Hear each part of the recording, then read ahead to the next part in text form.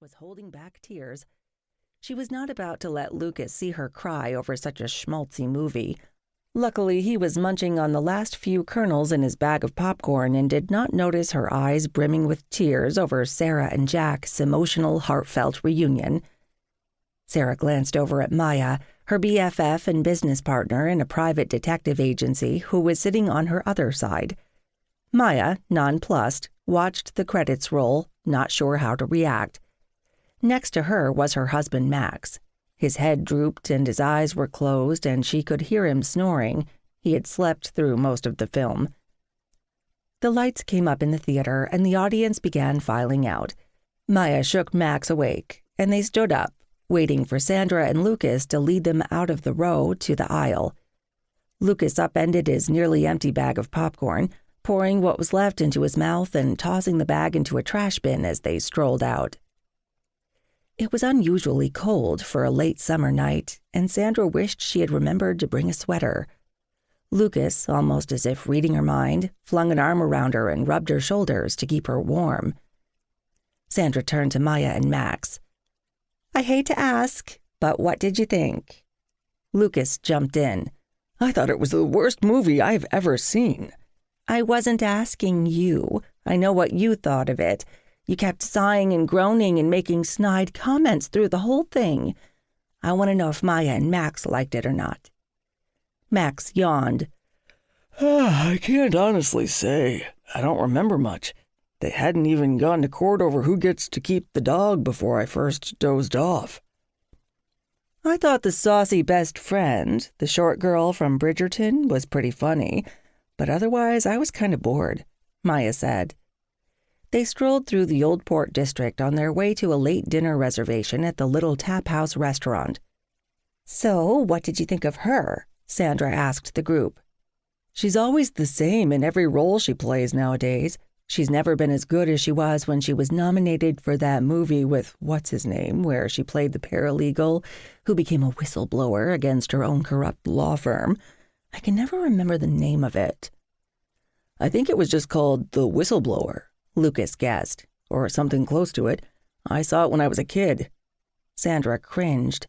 Of course Lucas had been a kid when he had seen the film. He was almost 14 years her junior, and it still rankled her, even though her close friends were always encouraging her to just forget the large age gap between them. "She's very likable," Sandra said as they rounded the corner and walked inside the restaurant. Max stepped over to check them in, and a gruff host who was overwhelmed by a very busy night escorted them to their table. Once they were seated and water was poured and their drinks order had been taken by a perky waiter, Sandra steered the conversation back to the movie, or more pointedly, to the star of the movie, Alyssa Turner, who played Sarah. "It's going to be very strange seeing her after all these years.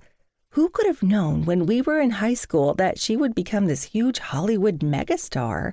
"She was so shy back then, as I recall, but frankly, I barely remember her." Maya shrugged, perusing the menu. Alyssa Turner would have been the last classmate that anyone would have assumed would achieve massive wealth and stardom. Sandra remembered Alyssa as a painfully awkward wallflower, sometimes targeted by the mean girl cliques, who hid in the last row in class, just trying to melt into the background. But now, armed with an Oscar nomination from when she was in her early 20s, and with a string of box office smashes and prestige television projects under her belt, she was now headlining a mawkish, middling romantic comedy called Puppy Love. Sandra, always a sucker for rom-coms, had strong-armed Lucas, Maya, and Max into attending the early evening show with the promise of dinner at Little Tap House following the film. Maya and Sandra had not double-dated often with their respective partners.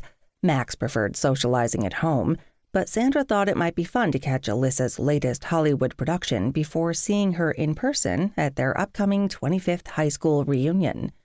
"I heard ticket sales to the reunion tripled after Alyssa announced on social media that she was going to show up," Lucas noted. "I think her parents still live in the area," Maya said.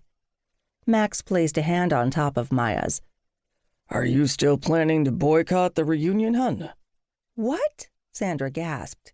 "It's not a boycott. I just don't want to go."